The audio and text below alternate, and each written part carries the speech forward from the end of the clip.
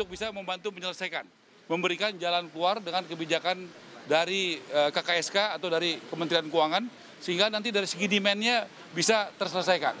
Jadi saya rasa itu, saya sudah laporkan penyerapannya, saya janjikan penyerapan kami itu di Desember akhir itu, ya paling tidak 96% itu akan tercapai. Itu, terima kasih.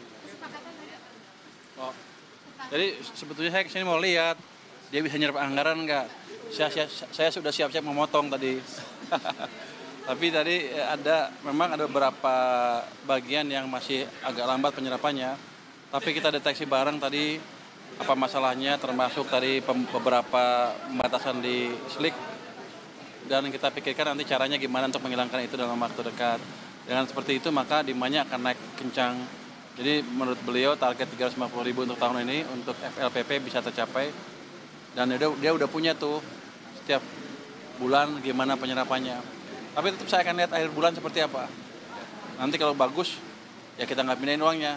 Tapi kalau ada masalah, ya kita pindahin ke tempat lain dulu. Tapi saya yakin dengan kerjasama seperti ini, semua problem-problem antar pemerintahan, koordinasi dan lain-lain, bisa diselesaikan dengan cepat. Ini kan semuanya kita yang bikin, aturannya kita yang bikin. Jadi kita bisa beresin dengan cepat itu. Dan saya sudah melihat cara mengatasi masalah tadi, kurangnya di mana ada di mana yang terhalang dengan cepat. Dia idenya efektif, tapi saya suruh kerja. Enggak, saya yakin itu efektif karena kita diskusi cukup terbuka, cukup intensif, ngomong apa adanya, jeleknya apa, bagusnya apa. Jadi nggak ada pura-pura birokratif lah yang gini-gini, nggak ada. Kita ngomong apa adanya. Jadi ukuran rumah ada perubahan nggak dari 36 ke 45? Oh itu tadi yang untuk rumah menengah ke atas ya Pak ya? Apa yang di... Ya beliau tadi bagus sekali ya, memikirkan untuk manusiawi. Jadi terutama tanah-tanah yang dimiliki oleh negara dalam kekuasaan Dirjen Kekayaan Negara di bawah Departemen Keuangan, kita akan segera memanfaatkan. Itu yang satu kan di Lipo Karawaci kan? Iya Pak. Itu saya punya tanah situ berapa? 3,7 hektar, sangat ideal. Kita akan proses dengan cepat, tinggal dapat balik nama kita dari BPN. Saya udah suruh staf saya beresin dalam waktu 1 minggu 2 minggu, kalau enggak ya ada masalah lah, kalau enggak ada sanksi lah kira-kira gitu. Tapi itu kita bisa beresin cepat. Nanti begitu clear dia akan buat programnya. Ya rumahnya katanya tadi 36, apartemen kan kecil kalau 36. Saya pikir buat aja lebih besar yang 5 manusiawi 45. Jadi orang tinggal di situ cukup comfortable. Beliau setuju. Jadi kita akan percepat program-program seperti itu. Jadi diskusi tadi amat membangun sekali. Yang jelas hambatan-hambatan yang dihadapi beliau akan kita bisa hilangkan dalam waktu tidak terlalu lama. Mudah-mudahan target 350.000 akhir tahun untuk FLPP tercapai. Dan yang tadi BSPS juga harusnya bisa tercapai. Saya sih nggak mau narik uangnya, tapi kalau dia nggak bisa nyerap, saya ambil duitnya juga. Iya Pak. Tapi tadi yang rumah di Pokarawaci Pak ya. Jadi itu supaya win-win, itu mungkin ada MBR misalnya berbasis rendah, terus ada kelas menengah supaya subsidi silang Pak. Jadi supaya fasilitasnya nanti bisa diintervensi, jadi antara yang menengah sama yang bawah. Nanti jadi pembiayaannya, tadi Pak Heru sampaikan nanti adalah hybrid. Jadi hybrid itu ada FLPP-nya, nanti di atas itu kita masukin dengan komersial Pak.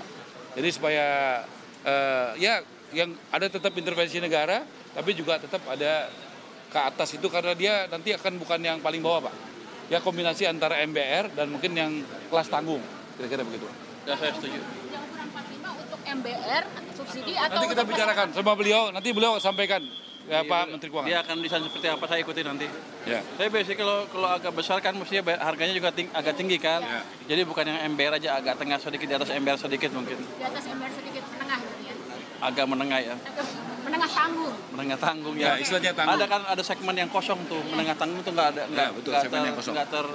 tidak terlayani dengan baik. Pak terkait kurva rumahan, gimana Pak demand-nya Pak untuk menggenjot demand? Ya, Pak? Terkait KPP, kredit sistemnya. Perumahan beliau yang ya kami sudah laporkan 130 triliun itu adalah dukungan luar biasa Menteri Keuangan dan Antara dan Menko Perekonomian pertama kali sepanjang sejarah.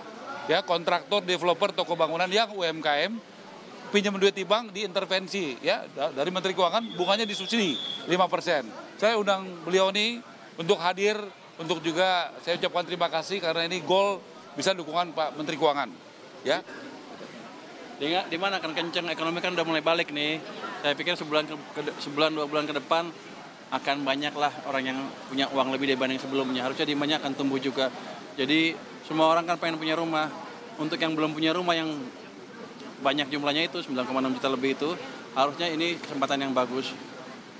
Tapi NPL KUR biasa aja 5%, Pak. Hampir 5%. Ini ada jaminan nggak NPL untuk KUR UMKM menengah rendah? Saya nggak ngejamin NPL kan, tergantung banknya. Tapi tetap aja nanti kan dilihat kemampuannya seperti apa. Saya yakin mereka cukup prudent perbankan tuh ketika memberikan pinjaman perumahan. Pasti dilihat kan latar belakang seperti apa. Hanya saja lebih murah dibanding biasanya. Ada dukungan FLPP dan lain-lain. Harusnya sih menarik untuk orang yang income-nya cukup. Satu lagi Pak, OJK gimana pemutihan yang di bawah 1 juta? Itu kan menghambat juga untuk mendapatkan KUR. Kita akan meeting dengan OJK nanti. Jadi saya minta tadi Hari Senin kita akan sampaikan ke Bapak, Pak Heru, dari Tapera melis, betul nggak ada 100.000 lebih orang yang seperti itu. Dia bilang 100.000 lebih, artinya kalau dipetihkan di bawah 1 juta dan katanya pengembangnya mau bayar, itu bagus. Saya ngomongin dengan OJK seperti apa nanti. Ini Pak Heru betul Senin ya? dia akan rapat dengan saya. Ada 100.000 ya? Minggu depan Kamis mungkin saya akan ke OJK atau di rapat di KSSK dengan OJK. Minggu depannya. Itu tadi pernyataan bersama antara Menteri Keuangan dan Menteri Perumahan Kawasan Permukiman Marwarar Sirait yang sudah Anda saksikan.